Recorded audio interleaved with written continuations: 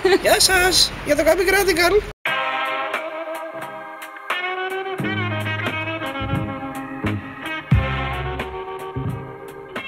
Η αλήθεια είναι ότι η πρώτη μου δουλειά ως ηθοποιός δεν το έχω ξανακάνει.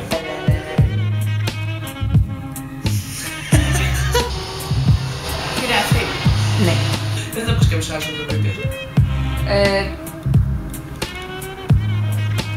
Πω μαλάικα.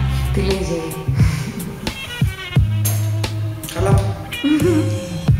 Και από διάβασμα πώς πας. Θα με δείτε στο βίντεο.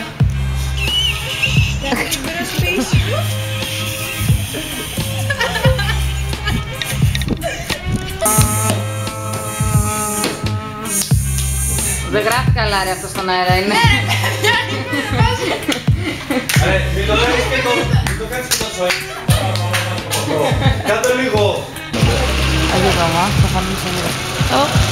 Σε κομπλό. Και βαρά το κεφάλι.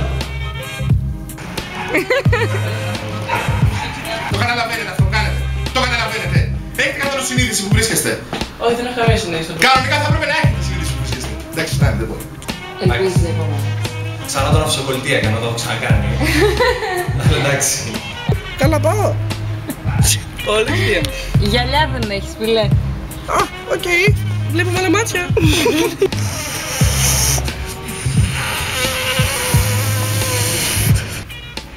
Να τρέξει και λίγο.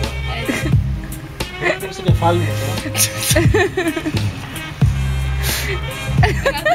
Άγγελος μεγάλος. 3, 2, 1, πάμε.